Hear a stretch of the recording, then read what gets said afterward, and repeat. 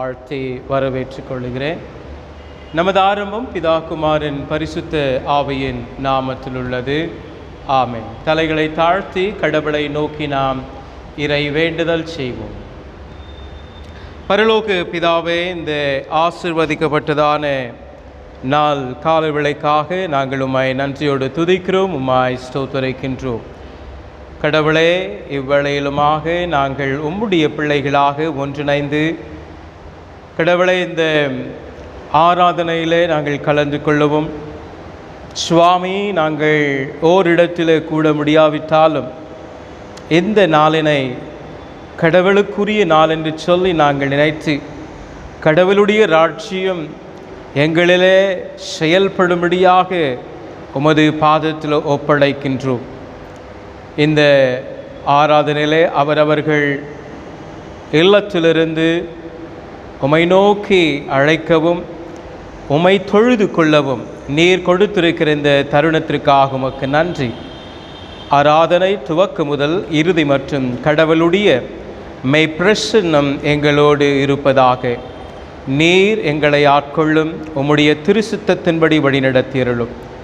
கலந்து கொண்டிருக்கின்றவர்களுக்காய் ஸ்தோத்திரம். இன்னமும் கலந்து கொள்ள ஆயத்தப்பட்டு இருக்கின்ற அனைவரையும் நீர் ஆண்டவரே அவர்களின் ஆசீர்வாதத்தையும் கட்டளையிட்டு இந்த ஆராதனை ஒவ்வொருவருக்கும் ஆசீர்வாதமாக அமைய தூய ஆவியானவரை கொண்டு நீர் வழிநடத்த வேண்டும் என்று ஆண்டவராகிய இயேசு கிறிஸ்துவின் ஈடு இணையற்ற நாமத்தில் தாழ்மையாய் செபிக்கிறோம்.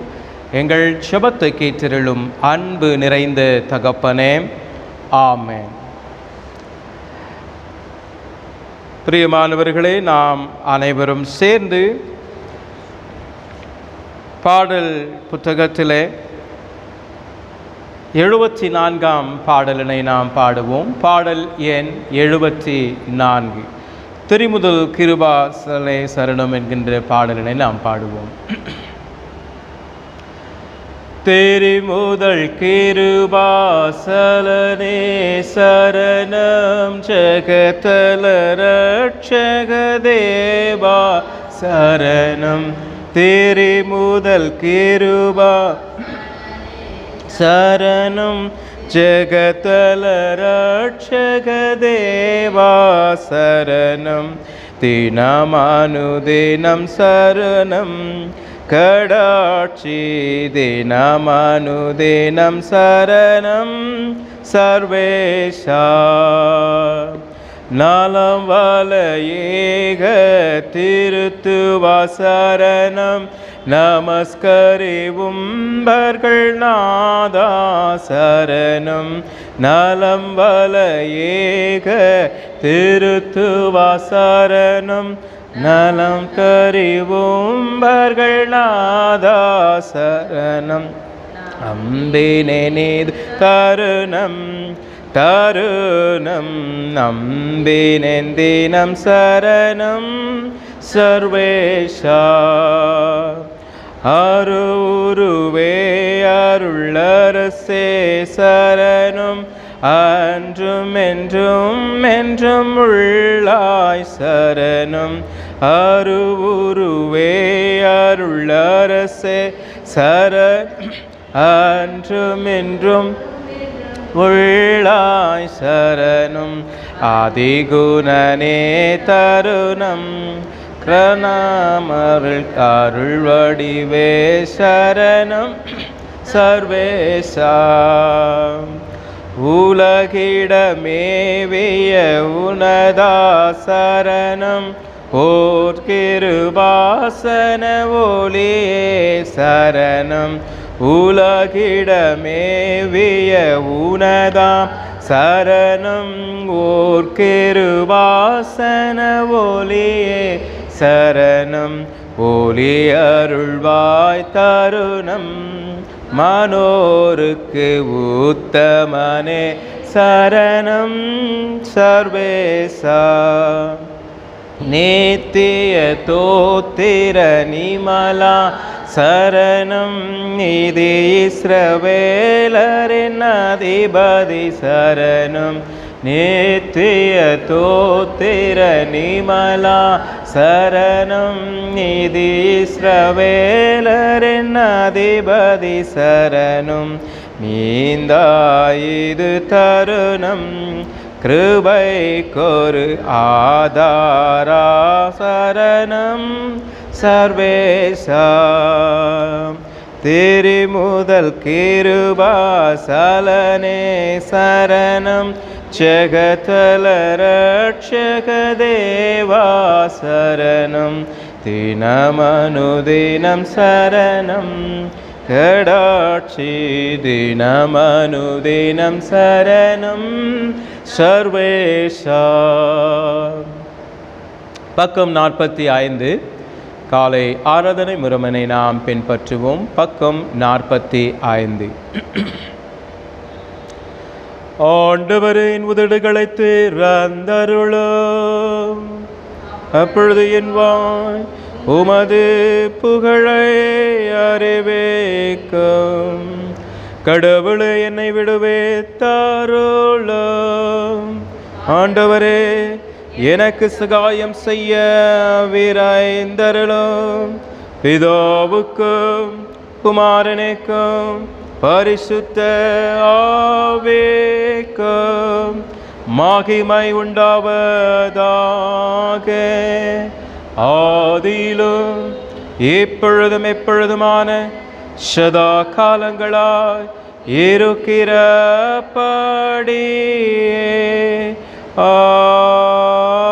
ஆமென். அல்லேலூயா. கர்த்தரை பணிவோம், வாருங்கள். அவர் நம்மை உண்டாக்கினவர். பின் வருகிற 95ஆம் சங்கீதத்தை யாவரும் சேர்ந்து நாம் பாடுவோம். கர்த்தரை கெம்பீரமாய் பாடி நம்முடைய இரட்சணிய கன்மலையை சங்கீர்த்தன பண்ண கடவோம். வாருங்கள். நன்றி இருதலோடு அவர் சன்னதியின் முன் வந்து சங்கீதங்களால் அவரை ஆர்ப்பரித்து பாட கடவோம். கர்த்தர் மகத்தானே கடவுள், எல்லா தேவர்களுக்கும் அவர் மகத்தானே ராஜா. பூமி நாளங்கள் அவர் கையில் இருக்கின்றன, மலைகளும் சிதறங்களும் அவருடைய வைகளே. கடலும் அவருடையது, அவரே அதை உண்டாக்கினார். வெட்டாந்தரையோ அவருடைய கரங்கள் உருவாக்கின. நம்மை உண்டாக்கின கர்த்தருக்கு முன்பாக நாம் பணிந்து குனிந்து முழங்கால் படியிட கடவோம். வாருங்கள். அவரே நாமுடைய கடவுள், நாம் அவருடைய மேய்ச்சலின் ஜனமும் அவர் கைகளுள்ளான ஆடுகளுமாமே. பிதாவுக்கும் குமாரனுக்கும் பரிசுத்த ஆவிக்கும் மகிமையுண்டாவதாக.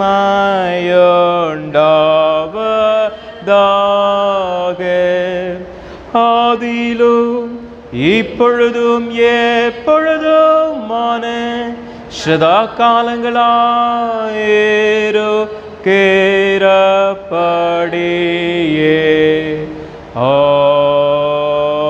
ஆமென். பிதாவுக்கும் குமாரனுக்கும் பரிசுத்த ஆவிக்கும் மகிமையுண்டாவதாக.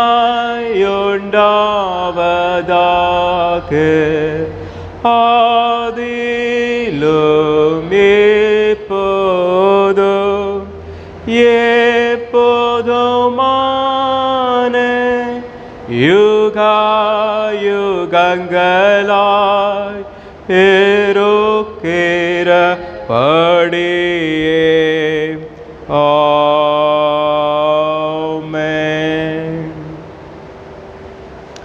அமர்ந்திருப்போம். இந்த நாளுக்குரிய திருமறை பாடங்களை நாம் வாசிக்க கேட்போம். இந்த நாளுக்குரிய திருமறை பாடங்கள் பழைய ஏற்பாட்டின் பகுதி எசேக்கியேலின் தீர்க்கதரிசன புத்தகம் 17ஆம் அதிகாரம் வசனங்கள் 22 துவங்கி 24ஆம் வசனம் முடிய வாசிக்க கேட்போம். திருத்துவ தமிழ் லுத்திரன் திருச்சபையினுடைய தலைவர் திரு செல்லதுரை அவர்கள் நமக்காக வாசிப்பார்கள். வாசிக்கும்படி கொடுக்கப்பட்ட பகுதி பழைய ஏற்பாட்டு பகுதி எசேக்கியேல் 17ஆம் அதிகாரம் 22 முதல் 24. கர்த்தராகிய ஆண்டவர் சொல்லுகிறது என்னவென்றால், நாய் உயர்ந்த கேதுருவின் துணிகளில் ஒன்றை எடுத்து அதை நடுவில் அதை இலைக்கிளையில் உள்ள கொழுந்துகளின் இலசாய் இருக்கிற ஒன்றை கோய்ந்து அதை உயரமும் உன்னதமான ஒரு பர்வதத்தின் மேல் நாட்டுவேன். இஸ்ரவேல் உயரமான பர்வதத்திலே அதை நட்டுவேன். அது கொம்புகளை விட்டு கனி தந்து மகிமையான கேதுவாக அதன் கீழே சகலவித பச்சை சாதிகளும் தங்கி அது கீழே களியில் நிலையில் தாபரிக்கும். அப்படியே கர்த்தராகிய நான் உயர்ந்த விருட்சத்தை தாழ்ந்த விருட்சத்தை உயர்த்தினேன் என்றும், நான்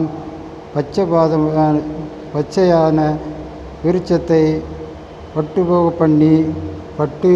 போன விருட்சத்தை தாழ பண்ணினேன் என்று வெளியில் விருட்சங்களுக்கு எல்லாம் தெரிவாகும். கர்த்தராகிய நான் இதை சொன்னேன், இதை நிறைவேற்றினேன் என்று உயர்ந்தார் என்று சொல்கின்றார் என்றார் என்பது. ஆமென். அப்படியே இந்த நாளுக்குரிய நிருப பகுதியினை நாம் வாசிக்க கேட்போம்.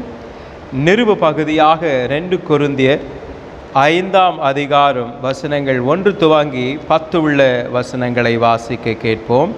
தூய பவுல் லுத்திரன் திருச்சபையினுடைய பொருளர் திரு பிரேம் லூயிஸ் அவர்கள் நமக்காக வாசிப்பார்கள். Today's Bible reading is taken from the book of 2 Corinthians chapter 5 verses 1 to 10.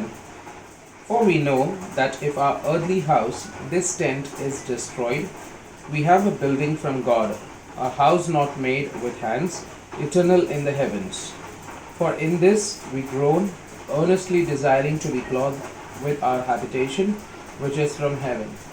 If indeed, having been clothed, we shall not be found naked. For we who are in this tent groan, being burdened, not because we want to be unclothed, but further clothed, that mortality may be swallowed up by life. Now he who has prepared us for this very thing is God, who also has given us the Spirit as a guarantee.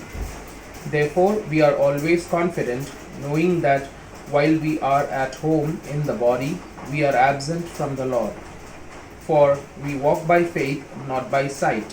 We are confident, yes, well pleased, rather to be absent from the body and to be present with the Lord. Therefore we make it our aim, whether present or absent, to be well pleasing to Him. For we must all appear before the judgment seat of Christ, that each one may receive the things done in the body according to what he has done, whether good or bad. Thanks be to God. Amen. Alleluia. Alleluia. Alleluia.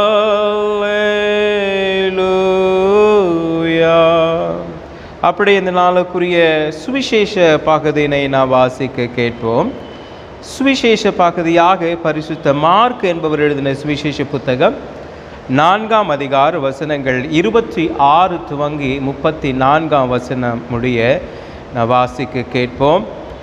நமது மீட்பர் லுத்திரன் திருச்சபையினுடைய மூப்பனார் திரு சுபாஷ் ஐயா அவர்கள் நமக்காக வாசிப்பார்கள். ஆண்டவரே எங்கள் மேலே இறங்கும், ஆண்டவரே உமக்கு ஸ்தோத்திரம். இன்றைய தியானத்திற்கு இன்று கொடுக்கப்பட்ட சுவிசேஷ பகுதி மார்க் எழுதின சுவிசேஷம் 4ஆம் அதிகாரம் 26 முதல் 34 வரை. பின்னும் அவர் அவரை நோக்கி, தேவனுடைய ராஜ்யமானது ஒரு மனுஷன் நிலத்தில் விதை விதைத்து இரவில் தூங்கி பகல் விழித்திருக்க அவனுக்கு தெரியாத விதமாய் விதை முளைத்து பயிராதற்கு ஒப்பாய் இருக்கிறது. எப்படி என்றால், நிலமானது முன்பு முளையையும் பின்பு கதிரில் நிறைந்த தானியத்தையும் பலனாய் கொடுக்கும். பயிர் விளைந்து அறுப்பு காலம் வந்தவுடனே அறுக்கிறதுக்கு ஆட்களை அனுப்புகிறான் என்றார். பின்பு அவர் அவர்களை நோக்கி, தேவனுடைய ராஜ்யத்தை எதற்கு ஒப்பிடுவோம் அல்லது எந்த ஊமையினாலே அதை திருஷ்டாந்தப்படுத்துவோம்? அது ஒரு கடல் விதைக்கு ஒப்பாய் இருக்கிறது. அது பூமியில் விதைக்கப்படும் போது பூமியில் சகல விதைகளும் சிறியாய் இருக்கிறது.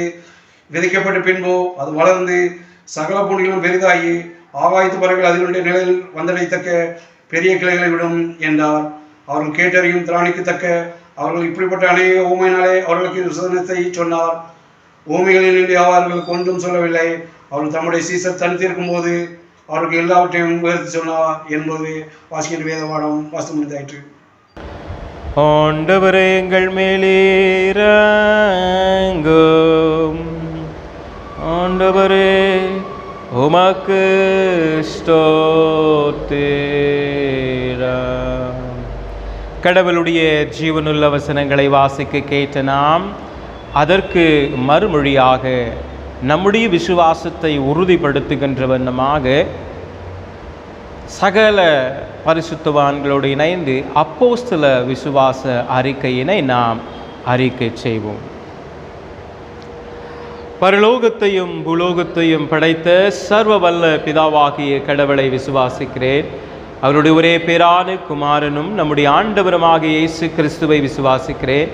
இவர் பரிசுத்த ஆவியினால் கர்ப்பத்தில் உப்பவித்து கன்னிமரிடத்தில் பிறந்து பொந்து பிலாத்துவின் கீழ் பாடுபட்டு சிலுவையில் அறையுண்டு மரித்து அடக்கம் பண்ணப்பட்டார். பாதாளத்திற்கு இறங்கி 3ஆம் நாள் மரித்தோரிலிருந்து உயிர்த்தெழுந்தார். பரத்திற்கேறி சர்வ வல்ல பிதாவாகிய கடவுளின் வலது பாசத்திலே வீற்றிருக்கிறார். அவ்விடத்திலிருந்து உயிருள்ளோரையும் மரித்தோரையும் நியாயத்திற்க வருவார். பரிசுத்த ஆவியானவரை விசுவாசிக்கிறேன். பொதுவான பரிசுத்த கிறிஸ்து சபையும் பரிசுத்தவானின் ஐக்கியமும் பாவ மன்னிப்பும் சரீர உயிர்த்தெழுதலும் நித்திய ஜீவன் ஒன்றென்று விசுவாசிக்கிறேன். ஆமென். அமர்ந்திருப்போம். நாம் அமர்ந்திருந்து பாடல் புத்தகத்தில் 392 பாடலினை நாம் பாடுவோம். பாடலன் 392 பாவ சஞ்சலத்தை நீக்க பிராண சிநேகிதருண்டோ என்கின்ற பாடலினை பாடுவோம். பாவ சஞ்சலத்தை நீக்க பிராண சிநேகிதருண்டு, பாவ பாரம் தீர்ந்து போக மீட்பர் பாதும் தஞ்சமே. சால துக்க துன்பத்தாலே நெஞ்சம் நொந்து சோறும் துன்பம் இன்பமாக மாறும் ஊக்கமான ஜெபத்தால் கஷ்டம் நஷ்டம் உண்டானாலும் இயேசுவண்டை சேருவோம். மோசம் நாசம் நேரிட்டாலும் ஜெபதூபம் காட்டுவோம். நீக்குவாரே நெஞ்சின் நோவை பேலவீனும் தாங்குவார். நீக்குவாரே மனசோர்வை தீய குணமாற்றுவார். பலவீனமான போதும் கிருபாசனமுண்டே வந்து ஜனம் சாகும்போது போகலிடமேதுவே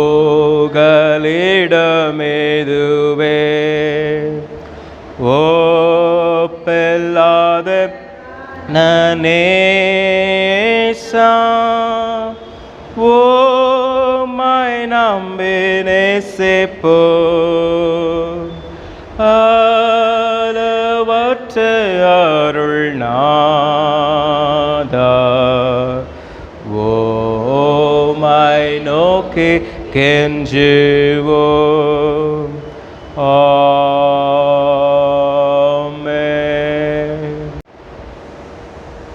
பிதாவாகிய கடவுளிடத்திலிருந்தும் குமாரனாகிய இயேசு கிறிஸ்துவிடத்திலிருந்தும் உங்கள் அனைவருக்கும் கிருபையும் சந்தோஷமும் சமாதானமும் உண்டாவதாக. ஆமென். தலைகளை தாழ்த்தி கடவுளை நோக்கி நாம் இறை வேண்டுதல் செய்வோம். பரிசுத்தர் பரிசுத்தர் பரிசுத்தர் என்று வான சேனைகளினால் போற்றப்படுகின்ற எங்கள் பரிசுத்தமுள்ள பரலோக தந்தையே, ஆசீர்வதிக்கப்பட்டதான இந்த நல்ல வேளைக்காக நாங்கள் உம்மை நன்றியோடு துதிக்கிறோம், உம்மை ஸ்தோத்திரிக்கிறோம். கடவுளே, இவ்வேளையிலுமாக நாங்கள் சுவாமி உம்மை அப்பா பிதாவே என்று அழைக்கத்தக்கதான ஒரு புத்திர சுவிகாரத்தை தந்தீர். நன்றி. உம்மை துதித்து பாடச் செய்தீர். ஆண்டவரே, உமது நாமத்தை நாங்கள் மகிமைப்படுத்த செய்தீர். இவ்வேளையில் உம்முடைய ஜீவனுள்ள வார்த்தைகளை நாங்கள் தியானிக்கும் பொழுது எங்களோடு நீர் பேசுவீராக, இடைப்படுவீராக. கர்த்தருடைய அன்பின் கரத்தை கொண்டு அடியேனை ஆட்கொண்டருளும். அடியேனை மறைத்து நீர் பேசும் அடியார்களாகி நாங்கள் கேட்கிறோம். இயேசு கிறிஸ்துவின் நாமத்தில் ஜெபிக்கிறோம் பிதாவே, ஆமென். கிறிஸ்துவுக்குள் நேசிக்கப்பட்ட அருமையான அன்பு விசுவாசிகளே, இந்த கால வேளையில் நாம் திருத்துவ பண்டிகையின் 2ஆம் வாரத்தில் நாம் பிரவேசித்திருக்கின்றோம். இந்த வாரத்தில் நாம் தியானிக்க இருக்கக்கூடிய பொருள் என்னவென்று சொன்னால், பரலோக ராஜ்யத்தை குறித்து. The kingdom of God, the kingdom of God, கடவுளின் ராஜ்யம். வாசிக்க கேட்ட மார்க்கின் சுவிசேஷ புத்தகம் 4ஆம் அதிகாரம் வசனங்கள் 26 துவங்கி 34 உள்ள வசனங்களை நாம் வாசிக்க கேட்டோம். அவைகளில் 2 ஓமைகள் கூறப்பட்டிருக்கின்றன. 2 ஓமைகளும் ஒன்றோடு ஒன்றாக இணைக்கப்படுகின்ற ஓமைகள்தான். 2 ஓமையிலும் பரலோக ராஜ்யத்தை குறித்து, கடவுளின் ராஜ்யத்தை குறித்து இயேசுவானவர் தம்முடைய சீடர்களுக்கும் அவரை சுற்றிலுமாக வந்து அவருடைய வார்த்தைகளை கேட்டுக்கொண்டிருக்கிற ஜனங்களுக்கு அவர் உபதேசித்தவர் ஒரு உபதேசமாய் காணப்படுகிறது.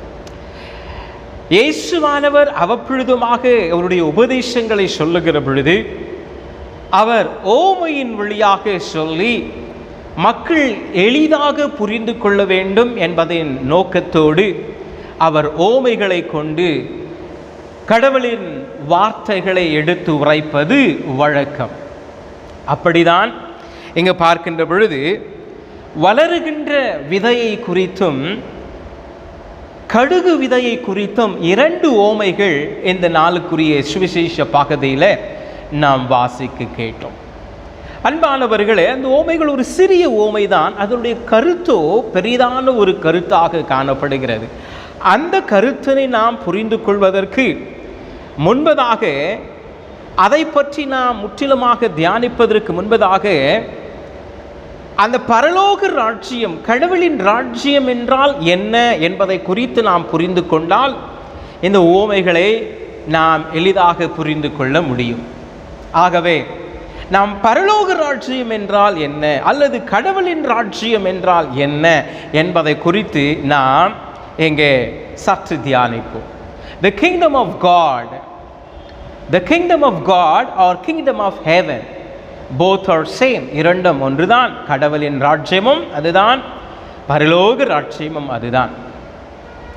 அன்பானவர்களே, கடவுளின் ராஜ்யம் என்று சொல்லப்படுகிற பொழுது அந்த ராஜ்யத்தின் ராஜா திரியேக கடவுள். The king of the kingdom of God or the kingdom of heaven is God, the triune God, God the Father, God the Son and God the Holy Spirit.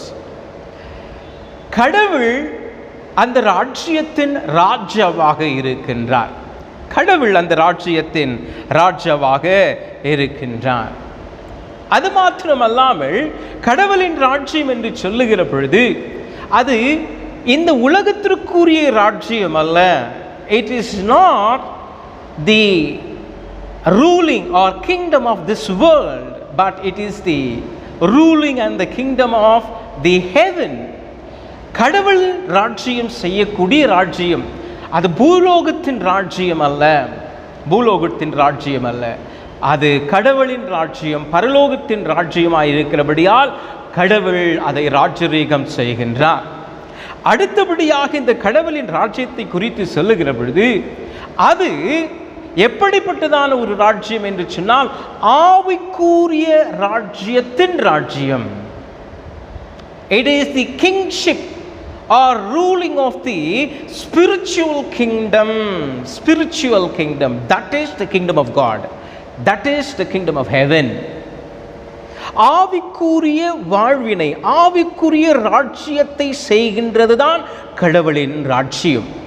அதுதான் கடவுளுடைய ராஜ்யம் அல்லது பரலோக ராஜ்யம் என்பதாகும். It is not in any worldly or secular ruling. உலகத்திற்குரிய ஆட்சியோ உலகத்திற்குரிய ஆளுகையோ அல்ல, அது ஆவிக்குரிய ஜீவியத்தின் ராஜ்யமாய் இருக்கிறது. ஆகவேதான் கடவுள் ராஜரீகம் செய்கின்றார். உலகத்திற்குரிய ராஜ்யம் என்று சொல்லுகிற பொழுது உலகத்தின் அதிபதி சாத்தானானவன் அவன் ஆளுகை செய்து கொண்டிருக்கின்றான், அவன் ஆளுகை செய்கிறான். அவன் இந்த உலகத்தை ஆளுமை செய்து கொண்டிருக்கிறபடியால் அது கடவுளின் ராஜ்யம் அல்ல, அது கடவுளின் ராஜ்யம் அல்ல. கடவுளின் ராஜ்யம் ஆவிக்குரிய ஜீவியத்தின் ராஜ்யம். ஆவிக்குரிய வாழ்வினை ராஜ்யம் செய்கிறவர், ராஜரீகம் செய்கிறவர் நம்முடைய கடவுள், நம்முடைய கடவுள். God has the full and full, whole and soul authority over the soul. ஆவி ஆத்துமா சரீரம் என்பது நமக்கு தெரியும். ஆகவே ஆத்துமத்தின் மீது அதிகாரம் உடையவர். ஆத்துமா அழிந்து போகாதபடி அந்த ஆத்துமானது பரலோக ராஜ்யத்திற்கு சேர வேண்டும் என்பதை மனதில் கொண்டு நோக்கம் கொண்டு சாத்தானானவன் அதை நரகத்திற்கு இழுத்து செல்லாதபடி, சாத்தானானவன் அந்த ஆத்துமாவை அழித்து போடாதபடி கடவுள் அந்த ஆத்துமாவை ரட்சித்து கடவுள் அந்த ஆத்துமாவை ஆளுகை செய்கிறார். அதுவே கடவுளின் ராஜ்யம். That is the kingdom of heaven or kingdom of God. So God is having in whole and soul authority over the soul. கடவுளிடத்திலே சகல அதிகாரமும் கொடுக்கப்பட்டு கடவுள் சகல அதிகாரம் உடையவராய் அவர் ஆத்துமாவின் மீது அதிகாரம் செய்கிறார், ஆளுகை செய்கிறார், மீட்டெடுக்குகின்றவராய் காணப்படுகின்றார். இதுவே கடவுளின் ராஜ்யமாய் இருக்கிறது. இந்த கடவுளின் ராஜ்யத்தில் நடைபெறக்கூடிய காரியம் என்ன? What happens in the kingdom of God or in the kingdom of heaven என்று சொல்லி பார்க்கிற பொழுது மீட்டெடுக்கப்பட்ட மனிதர்களும் கடவுளால் ரட்சிக்கப்பட்ட, கடவுளால் அவருடைய குமாரனால் ரட்சிக்கப்பட்ட ஒவ்வொரு ஆத்துமாவும் பரிசுத்த தூதர்களும் சேராபீன்களும் கேராபீன்களும் கடவுளை தொழுது கொள்ளுகின்றன. The saved souls and the angels, they worship God. That is what happening in the kingdom of God. That is what happening in the kingdom of heaven. ஒவ்வொரு ரட்சிக்கப்பட்ட ஆத்துமா கடவுளின் ராஜ்யத்திற்கு தன்னை ஒப்பு கொடுக்கிறபடியால் கடவுளை அது தொழுது கொள்ளுகிறது. கடவுளை தொழுது கொள்ளுகின்ற ஒரு நிலைமைக்குள்ளாக அது ஒப்படைக்கப்படுகிறது. That is what happening in the kingdom of God and kingdom of heaven. ஆகவே அன்பானவர்களே, பழைய ஏற்பாட்டின் பகுதியில் பார்க்கிற பொழுது இந்த கடவுளுடைய ராஜ்யம் என்று சொல்லுகிற பொழுது அது எதை குறிப்பிடுகிறது? அந்த கடவுளின் ராஜ்யம் யாரிடத்தில் இருக்கிறது என்று சொல்லி பார்த்தால், இஸ்ரவேல் மக்கள், கடவுளால் தெரிந்து கொள்ளப்பட்ட மக்கள், அவர்கள்தான் கடவுளுடைய ராஜ்யத்திற்குரியவர்கள். அவர்களை தான் கடவுள் ஆளுகை செய்கிறார், அவர்களை தான் கடவுள் வழிநடத்துகின்றார். காரணம், அவர்கள் கடவுளால் தெரிந்து கொள்ளப்பட்டவர்களும், இந்த ஜனங்கள் கடவுளை பின்பற்றி கடவுளுடைய சத்தத்திற்கு ஒப்பு கொடுத்து கீழ்ப்படுகிறவர்களாக இருக்கிறபடியால் கடவுள் அவர்களை ஆளுகை செய்கிறார். ஆகவே பழைய ஏற்பாட்டின் பகுதியில் கடவுளுடைய ராஜ்யம் என்று சொன்னால் இஸ்ரவேல் மக்கள், தெரிந்து கொள்ளப்பட்ட மக்களை, கடவுளுடைய ஜனத்தை கடவுள் ஆளுகை செய்கிற பொழுது அது கடவுளின் ராஜ்யமாய் காணப்பட்டது. கடவுளின் ராஜ்யமாய் காணப்பட்டது. புதிய ஏற்பாட்டிலே நாம் பார்க்கின்ற பொழுது கடவுளின் ராஜ்யம் என்று எதை சொல்லப்படுகிறது என்று சொன்னால், திருச்சபை. The church is being called as the kingdom of God, kingdom of heaven. திருச்சபை என்று சொல்லுகிற பொழுது அது கடவுளின் வீடு, கடவுளை துதிக்கக்கூடிய, கடவுளை தொழுது கொள்ளக்கூடிய, கடவுளுக்கு நன்றி எடுக்கக்கூடிய, கடவுளால் அழைக்கப்பட்டு ரட்சிக்கப்பட்டு இருக்கக்கூடியவர்கள் கூடி கடவுளை தொழுது கொள்ளுகின்ற இடம். ஆகவே அது கடவுளின் ராஜ்யமாயிருக்கிறது. அந்த ராஜ்யத்தில் இஸ்ரவேல் மக்கள் மாத்திரமே கடவுளின் பிள்ளைகளாக, கடவுளின் ராஜ்யத்திற்குரியவர்களாய் இருக்கிறார்கள். ஆனால் இந்த புதிய ஏற்பாட்டில் ஏற்படுத்தப்பட்ட ராஜ்யத்தில் இயேசு கிறிஸ்துவை விசுவாசிக்கக்கூடிய அனைவரும், இயேசு கிறிஸ்துவின் வார்த்தையை கேட்டு கீழ்ப்படிந்து இயேசு கிறிஸ்துவுக்கு தங்களை ஒப்பு கொடுத்து இயேசு கிறிஸ்துவை சொந்த இரட்சகராக ஏற்றுக்கொள்ளப்படக்கூடிய ஒவ்வொரு மனிதனும் திருச்சபைக்குள்ளாக ஏற்றுக்கொள்ளப்பட்ட பொழுது அவர்கள் ராஜ்யத்திற்குரியவர்களாய் மாறுகிறார்கள். இயேசுவோ அவர்களின் ராஜாவாக இருக்கிறார். இயேசுவாகிய ராஜாதி ராஜா அவர்களை ஆளுகை செய்யக்கூடியவராயிருக்கிறார். ஆகவே கடவுளின் ராஜ்யம் இவ்வுலகத்தில் இருக்கிறது. கடவுளின் ராஜ்யம் ஆங்காங்கு இந்த உலகத்தில் இருக்கிறது. முழுமையாய் இந்த உலகம் கடவுளின் ராஜ்யத்திற்குள்ளாக இன்னமும் வரவில்லை. காரணம், யோவானின் நற்செய்தி புத்தகம் 12ஆம் அதிகாரம் 31ஆம் வசனத்தை நாம் பார்க்கிற பொழுது அங்கே சொல்லப்படுகிறது, சாத்தானானவன் இந்த உலகத்தின் அதிபதியாய் இருக்கின்றான்.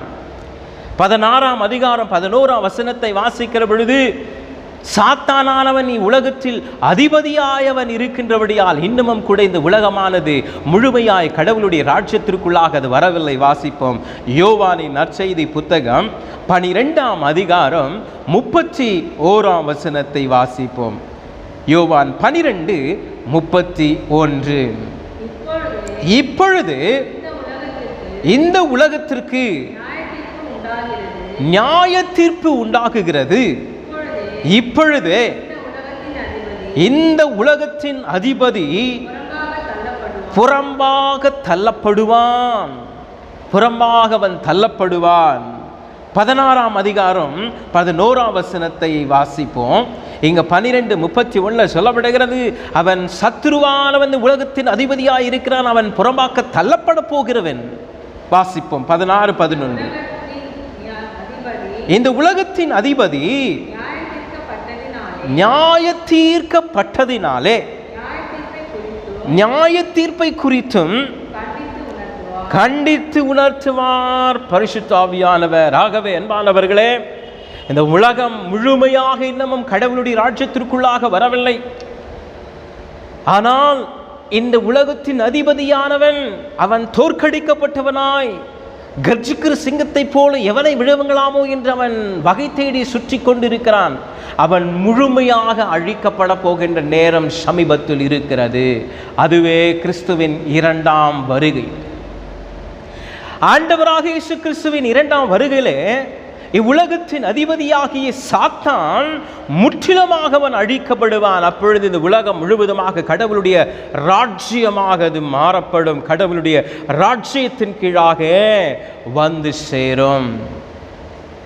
ஆனால் இவ்வுலகத்தில் கடவுளின் ராஜ்யம் வந்தாயிற்று. It is there, but it is not been fully established in the world. மார்க்கின் சுவிசேஷ புத்தகம் 1ஆம் அதிகாரம் 15ஆம் வசனத்தை வாசிக்கிற பொழுது அங்கு சொல்லப்படக்கூடிய காலம் நிறைவேறிற்று, கடவுளுடைய ராஜ்யம் சமீபமாய் இருக்கிறது, மனம் திரும்பி சுவிசேஷத்திலே நம்பிக்கை வையுங்கள் என்று சொல்லி இயேசுவானவர் பிரசங்கிக்கிறார். வாசிப்போம். மார்க்கின் சுவிசேஷம் 1ஆம் அதிகாரம் 15ஆம் வசனத்தை நாம் வாசிப்போம். காலம் நிறைவேறிற்று, கடவுளுடைய ராஜ்யம் சமீபமாயிற்று, மனம் திரும்பி சுவிசேஷத்தை விசுவாசியுங்கள். மனம் திரும்பி சுவிசேஷத்தை விசுவாசியுங்கள். காலம் நிறைவேறிற்று. என்ன காலம்? கடவுள் தம்முடைய ராஜ்யத்தை இந்த உலகத்தில் நிறுவ வேண்டிய காலம் நிறைவேறிற்று. ஆகவே இயேசு கிறிஸ்தானவர் இந்த உலகத்திற்கு வந்தார். அவர் வருகிற பொழுது கடவுளின் ராஜ்யத்தை உலகத்தில் நிறுவுவதற்காக அவர் கொண்டு வந்தாயிற்று. கடவுளுடைய ராஜ்யம் சமீபமாய் இருக்கிறது என்று சொல்லுகிறார். ஆகவே மனம் திரும்பி சுவிசேஷத்தில் நீங்கள் நம்பிக்கை வையுங்கள். Repent and believe in the gospel. மனம் திரும்பி சுவிசேஷத்தில் நீங்கள் நம்பிக்கை வையுங்கள். சுவிசேஷத்தில் நம்பிக்கை வையுங்கள் என்று சொல்லுகிற பொழுது அது எதை குறிக்கின்றதா இருக்கிறது?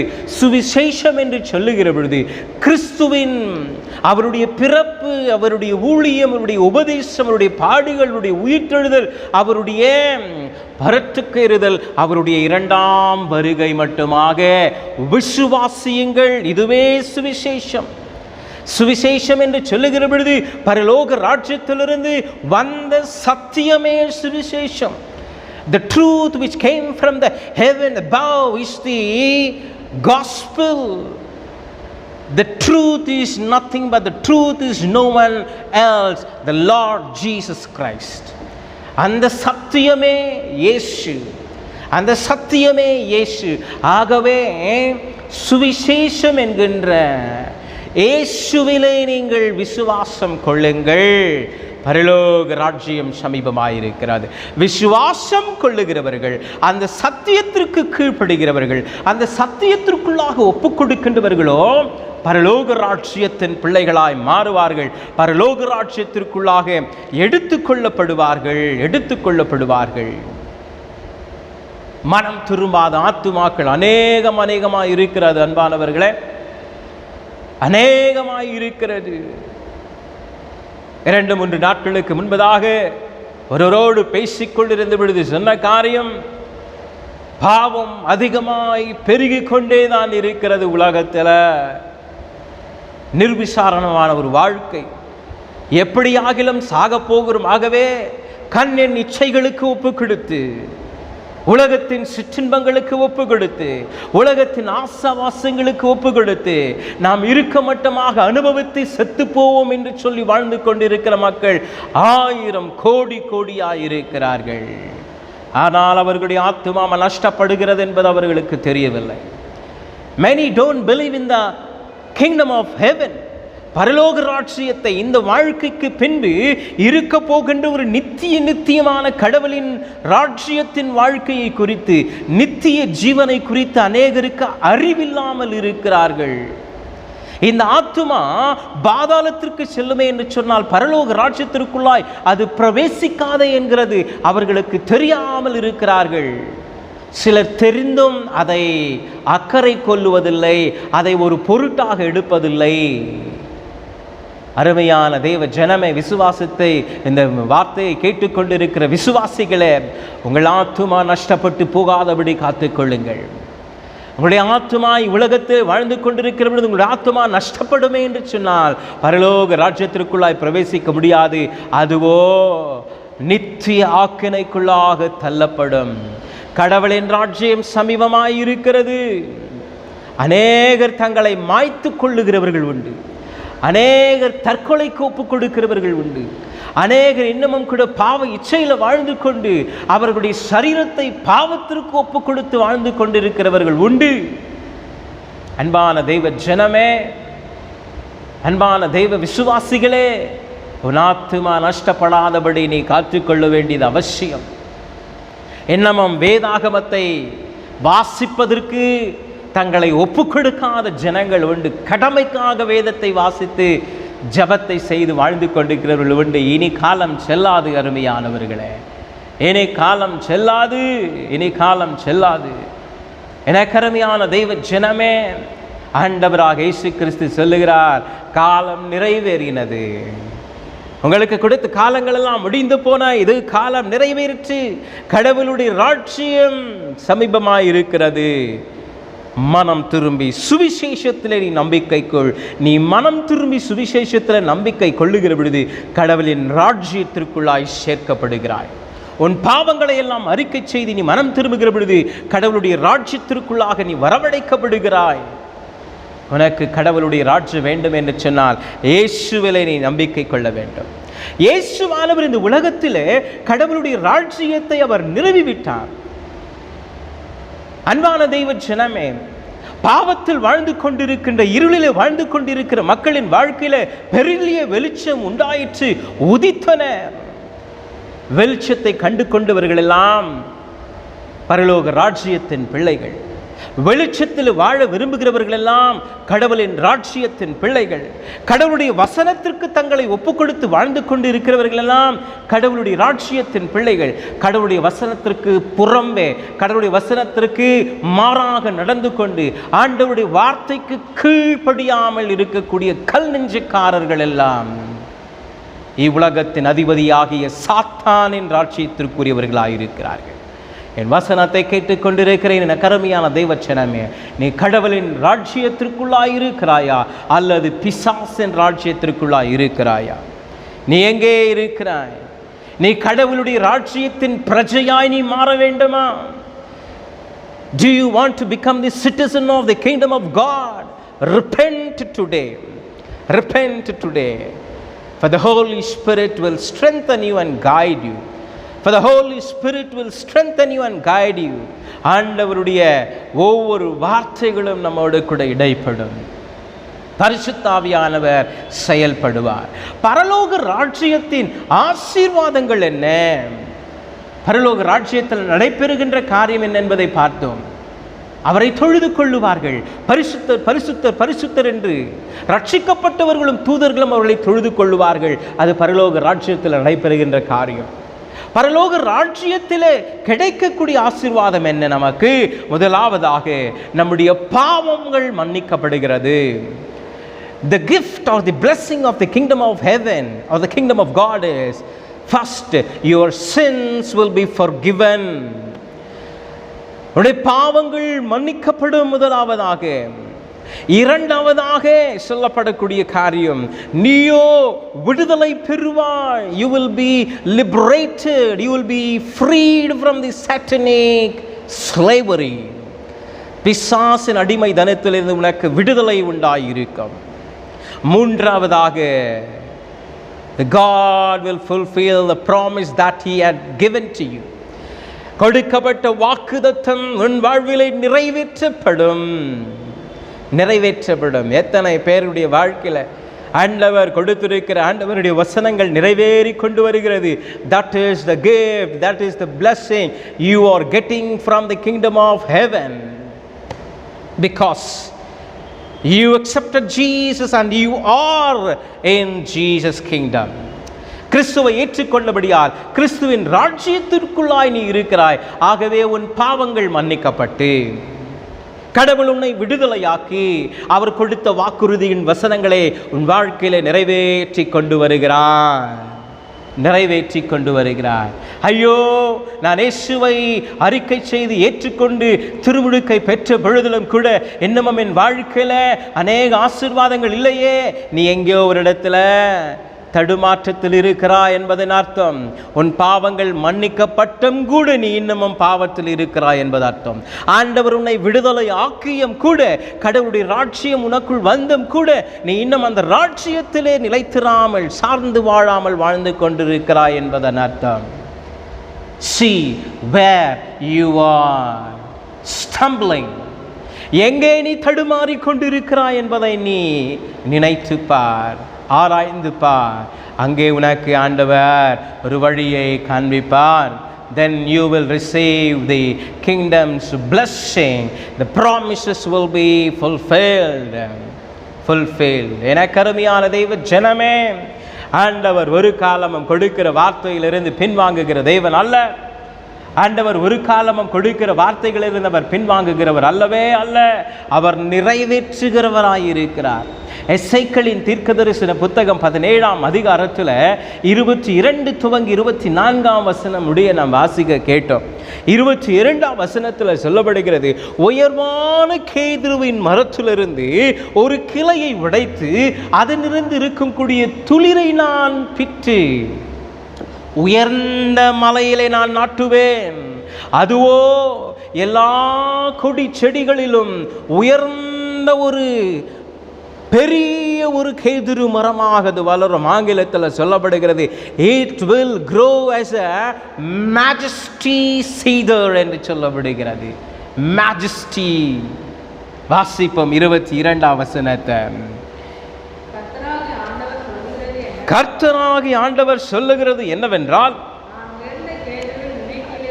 நான் உயர்ந்த கேதுருவின் நுனிக்கிளையை உடைத்து ஒன்றை நான் எடுத்து அதை நான் நடுவேன்.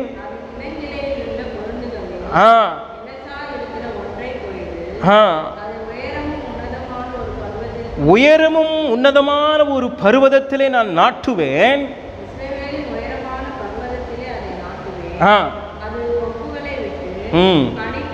அது கொம்புகளை விற்று கனி தந்து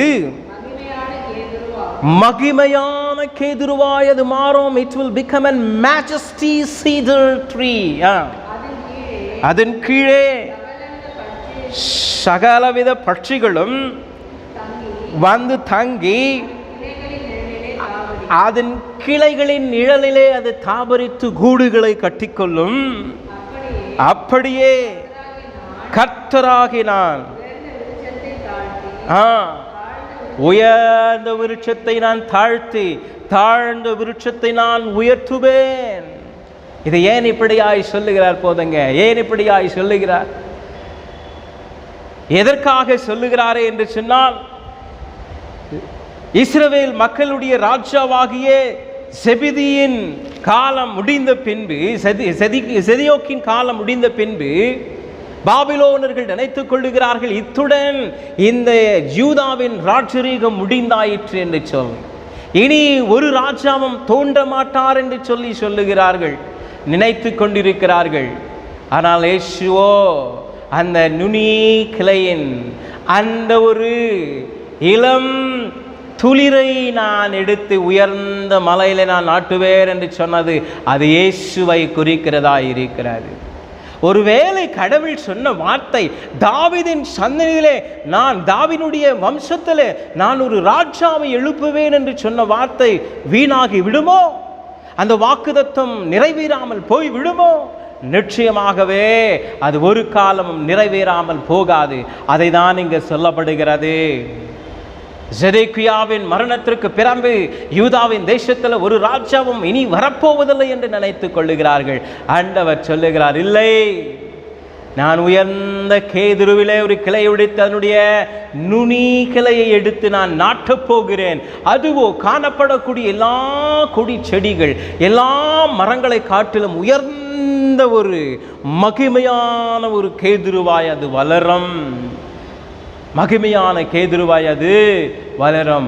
அந்த கிளையே இயேசு கிறிஸ்துவானவர். அந்த கிளையே இயேசு கிறிஸ்துவானவர்.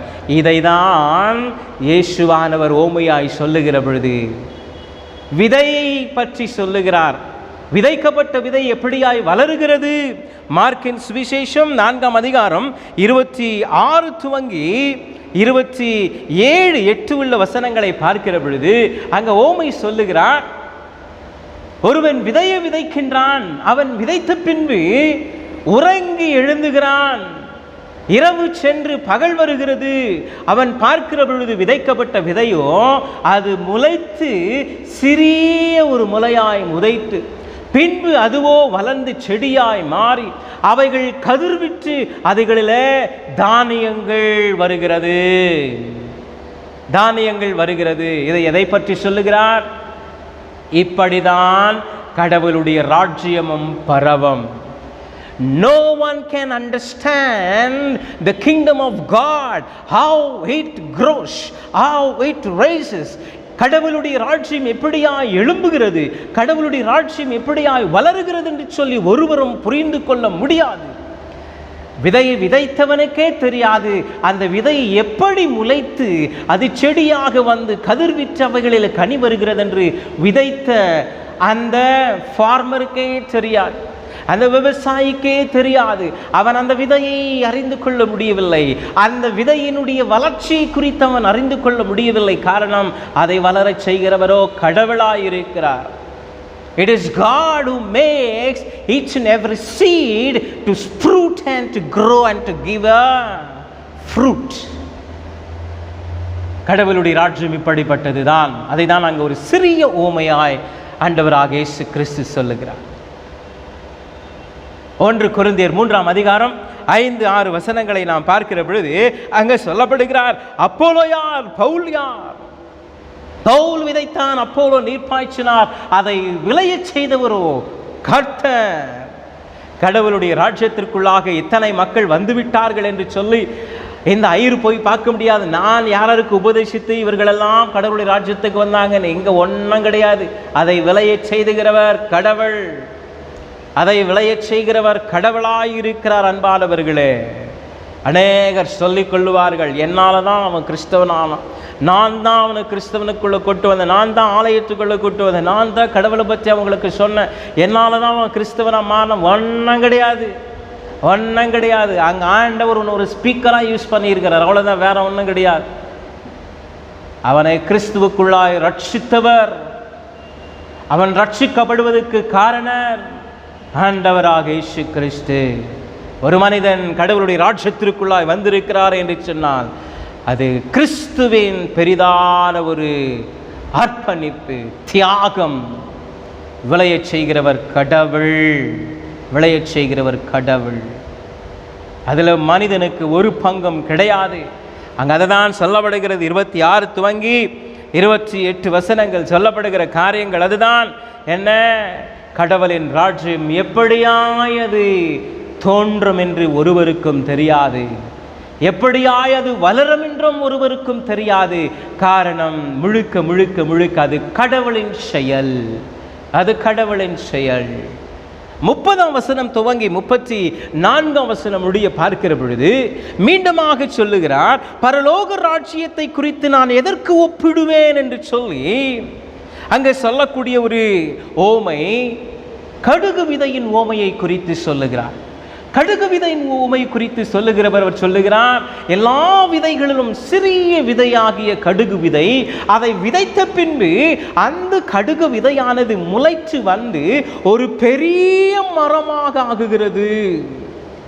அது ஒரு பெரிய ஒரு செடியாக மாறி அதன் நிழலிலே அநேக பட்சிகள் வந்து நிழலிலே தங்கி இருக்கும். ஒரு சிறிய விதை, ஒரு சிறிய விதையோ பெரிய ஒரு செடியாய் மாறுகிறது. பறவைகள் எல்லாம் வந்து, ஆகாயத்தின் பட்சிகள் எல்லாம் வந்து அதன் கீழாக நிழலிலே வந்து தங்கிக் கொள்ளும் என்று சொல்லப்படுகிறது.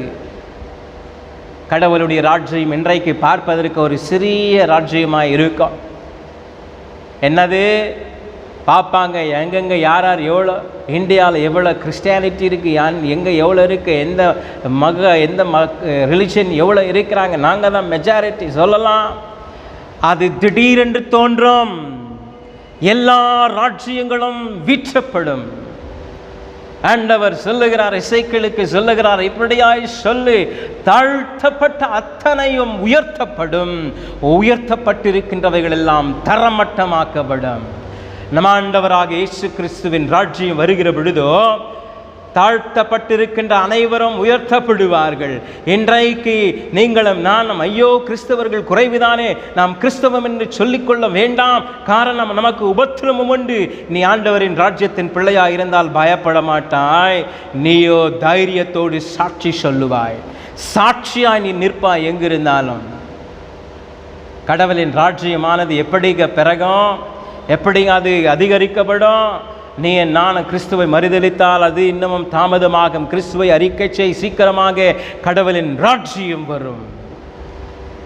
கடவுளுடைய ராஜ்யத்திற்குள்ளாக இன்றைக்கு நீயும் நானும் கடவுளை மறுதலித்து ஆண்டவராக இயேசு கிறிஸ்துவை மறுதலித்து நீ தூர விலகி போவாய் என்று சொன்னால், இங்கே சொல்லப்படுகிறது, பெரிதாய் விளர்ந்த அந்த கடுகு விதையினுடைய செடியின் நிழலிலே அநேக ஆகாயத்து பறவைகள் வரும். என்ன, நீ நினைக்காதவர்கள் எல்லாம் கடவுளுடைய ராஜ்யத்திற்குள்ளாக வருவார்கள். சகலவித பறவைகள் எல்லாம் வரும். நீ இன்றைக்கு கிறிஸ்துவன் கிறிஸ்துவன் கிறிஸ்துவன் என்று சொல்லி கிறிஸ்துவுக்குள்ளா இல்லாமல், கிறிஸ்துவுக்கு முக்கியத்துவத்தை கொடுக்காமல், உன் நேரத்தையும் உன் தாளந்துகளையும் உன்னை நீ கிறிஸ்துவுக்குள்ளாய் ஒப்பு கொடுக்காமல் நீ வாழ்ந்து கொண்டிருப்பாய் என்று சொன்னால் நீ புறம்பாக்கப்படுவாய். நீ இவர்களெல்லாம் ரட்சிக்கப்படுவாங்களான்னு சொல்கிறவங்க பார்த்தாங்கன்னா ஆண்டவருடைய ராஜ்யத்தில் முதன்மையாக இருப்பாங்க. காரணம், கடவுளுடைய ராஜ்யம் அது விசாலமாக்கப்படுகின்ற ஒன்று. அதுதான் இங்கே கடுகு விதைக்கு ஒப்பிட்டு சொல்லுகிறார். அதுவோ வளர்ந்து அது விசாலமாய் படர்ந்திருக்கும். அவைகளிலே ஆகாயத்து பறவைகள் எல்லாம் வந்து நிழலில் தங்கிக் கொள்ளும். பல பறவைகள், விதவிதமான பறவைகள், அநேக இந்து மக்கள், இஸ்லாமிய மக்கள், புத்தி மக்கள், அநேக பல மதத்தின் மக்கள் கிறிஸ்துவை அறிந்து கொண்டு எல்லோரும் கிறிஸ்துவின் நிழலில், சிலுவையின் நிழலில், கிறிஸ்துவின் செட்டையின் நிழலில் வந்தவர்கள் அடக்கலம் புகழ்ந்து கொள்ளுவார்கள். நீயும் நானும் எங்கே இருப்போம் என்பதை நினைத்துப்பார். நீங்களும் நானும் எங்கே இருப்போம் என்பதை நினைத்துப்பார். எனக்கருமையான தெய்வ ஜனமே, இன்னமும் மனம் திரும்பாமல் இருக்கிற வாழ்க்கை, இன்றைக்கு நீ மனம் திரும்பு. இன்றைக்கு மனம் திரும்பு. பவுலடியார் சொல்லுகின்றார், 2 கொரிந்தியர் 5ஆம் அதிகாரத்தில் நம்ம வாசிக்க கேட்டோம். அதில் சொல்லப்படக்கூடிய காரியம் என்ன? அவர் ஒரு கூடார அமைப்பின் வேலையை செய்கிறபடியால் இந்த சரீரத்தை கூடாரத்திற்கு ஒப்பிட்டு சொல்லுகிறார். வாசிப்ப 1-2 வசனத்தை. பூமிக்குரிய இந்த கூடாரம், அதாவது இந்த சரீரமானது, நம்முடைய இந்த கூடாரமாகிய வீடு சரீரம் அழிந்து போனாலும் தேவனாலே கட்டப்பட்ட, கையினால் கட்டப்பட்ட அல்லாத நித்திய என்னும் வீடு பரலோகத்தில் நமக்கு உண்டென்று அறிந்திருக்கிறோம். ஏனெனில் இந்த கூடாரத்திலே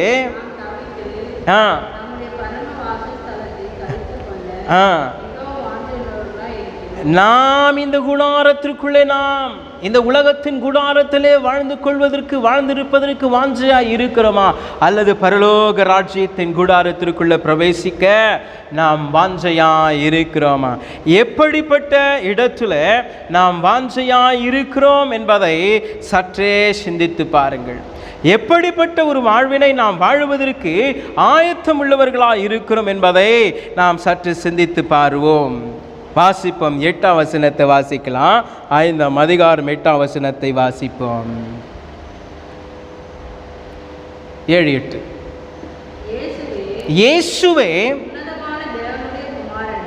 இயேசுவே உன்னதமான தேவனுடைய குமாரனே.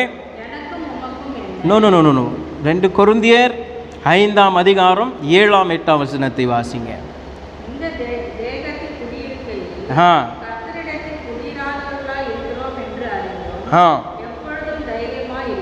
எப்பொழுதும் தைரியமாய் இருக்கிறோம். நாம் தைரியமாகவே இருந்து இந்த மாம்ச அழியக்கூடிய தேகத்தை விட்டு குடிப்போகவும் கர்த்தரிடத்திலே பரலோக ராஜ்யத்திலே குடியிருக்கவும் அதிகமாய் விரும்புகின்றோம். அது நிமித்தமே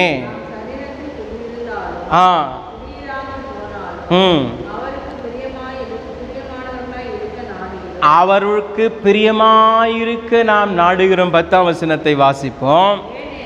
ஏனென்றால் இந்த சரீரத்தில் அவனவன் செய்கின்ற நன்மைக்காகவும் தீமைக்காகவும் தக்க பலனை அடையும்படிக்கு நாம் எல்லோரும் கிறிஸ்துவின் நியாயஸ்தானத்திற்கு முன்பாக நாம் நிற்கப்பட போகின்றோம், வெளிப்பட போகின்றோம். அன்பானவர்களே, இன்றைக்கு இந்த வார்த்தைகளை கேட்டுக்கொண்டிருக்கிற அன்பு விசுவாசிகளை நீங்கள் முடிவு செய்து கொள்ளுங்கள். கடவுளுடைய ராஜ்யத்திற்குரிய பிள்ளைகளாய் நாம் இருக்கிறோமா, அல்லது உலகத்திற்குரிய ராஜ்யத்தின் பிள்ளைகளாய் இருக்கிறோமா? அழிந்து போகக்கூடிய இந்த கூடாரமாகிய சரீரத்தின் இச்சைக்கு ஒப்பு கொடுத்து, அழிந்து போகக்கூடிய இந்த சரீரமாகிய இந்த லௌகீக இந்த உலகத்தின் வாழ்வுக்காக அதிகமாய் முக்கியத்துவத்தை கொடுத்து நித்தியமான பரலோக ராஜ்யத்தின் வாழ்வை இழந்துவிட போகிறோமா, அல்லது வாழ்ந்து கொண்டிருக்கிற இந்த சரீரத்திலும் இந்த கூடாரமான வாழ்க்கையிலும் கடவுளுக்கு மகிமை உள்ளவர்களாய் பிரியமுள்ளவர்களாய் வாழப் போகிறோமா? அவர் செய்யக்கூடிய நன்மைக்கும் தீமைக்கும் ஏற்ற பலனுண்டு. நாம் செய்யக்கூடிய தீமைகளுக்கு அதற்கேற்ற தக்க பலனை கடவுள் கொடுப்பார். நாம் செய்யக்கூடிய நல்ல காரியங்களுக்கு கடவுளுடைய நாமம் மகிமையாகக்கூடிய ஒவ்வொரு செயலுக்கும் கடவுள் ஏற்ற தக்க பலனை கொடுப்பார். கடவுளின் ராஜ்யம் முழுமையாய் இந்த உலகத்தில் நிலைநாட்டவும் ஸ்தாபிக்கப்பட போகிற நேரம் தூரத்தில் இல்லை, அது சமீபமாயிருக்கிறது. தான் ஆண்டவர் சொல்லுகிறார், காலம் நிறைவேறினது, கடவுளுடைய ராஜ்யம் சமீபமாயிருக்கிறது, மனம் திரும்பி சுவிசேஷத்தில் நம்பிக்கை கொள்ளுங்கள். நீங்கள் நம்பிக்கை கொள்ளுவீர்கள் என்று சொன்னால் ஆண்டவராக இயேசு கிறிஸ்துவின் முன்பாக நீங்களோ நிற்கின்ற பொழுது நீங்கள் ரட்சிப்படைந்தவர்களாய் நியாயஸ்தானத்தில் நீங்கள் நியாயம் தீர்க்கப்பட்ட பின்பு அவருடைய ராஜ்யத்திற்குள்ளாக நாம் பிரவேசிப்போம் என்பதில் சந்தேகமே இல்லை. ஆகவே பரலோக ராஜ்யத்தின் பிள்ளைகளாய் வாழ்வதற்கு நல்ல நிலத்தில் விதைக்கப்பட்ட விதைகளைப் போல வேரூன்றி முளைத்து வளர்ந்து கனி கொடுக்கின்ற ஒரு வாழ்வினை இந்த உலகத்தில் நாம் வாழ்ந்து கடவுளின் நாமத்தை மகிமைப்படுத்த தூய ஆவியானவர் தாமே உங்களையும் என்னையும் பலப்படுத்தி சக்திப்படுத்தி வழிநடத்தி காப்பாராக. ஆமென். எல்லா புத்திக்கும் மேலான தெய்வீக சமாதானம் உங்களுடைய இருதயங்களையும் சிந்தனைகளையும் கிறிஸ்து இயேசுவுக்குள்ளாக காக்க கடவது. ஆமென். ஆமென். The marriage band's announcement of Christ Marathi Lutheran Church. The marriage have been arranged between Mr. Rohit Wilson Gaikwad, son of Mr. Wilson John Gaikwad, late Mrs. Ranjana Wilson Gaikwad, who are staying at Malad West, and with Miss Suman Lakshman Tiwari, daughter of Lakshman Tiwari, Mrs. Asha Tiwari, who are staying at Kandivali West, and member of Church of Zion, Kandivali East. This is an second time announcement of their bands. If the congregation comes to know this marriage is illegal, which is against to the Bible, the church, and to the government, you are requested to give in writing an appeal to the pastor. Let us pray. Heavenly Father God, we thank you for this wonderful time that you have given to us. God, we know that you are the God of Almighty. God, you saw that it is not good for the man to be alone. And Lord, you created a suitable partner a companion to the man. So Lord, this marriage has been predestined by you, as Mr. Rohit Wilson and Ms. Shuma Lakshman are going to be united in the coming days. Let your mighty hand be upon them, bless them, shower your blessing upon them, so that, Lord, their wedlock will be a blessed one by the triune God.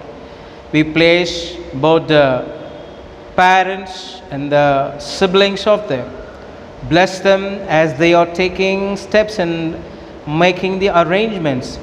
Let your gracious hand be upon them and lead them. God, we once again bring both of them into your hand. Strengthen them, counsel them to guard their spiritual life. In Jesus Christ's name we pray. Amen. The grace of our Lord Jesus Christ, the love of Father, and the fellowship of the Holy Spirit rest and abide with these people and their family until their marriage. Amen.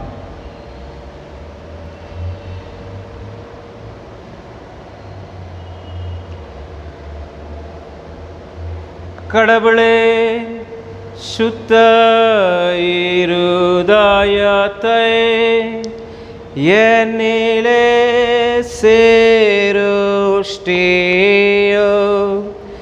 நிலைவரமான ஆவியை என் உள்ளத்திலே புதுப்பியோ, உமது சமூகத்தே நின்று என்னை தள்ளிவிடாதேரோ, உமது பரிசுத்த ஆவியை என்னிடத்தில் இருந்து எடுத்துக்கொள்ளாதேரோ, உமது இரட்சண்ய சந்தோஷத்தை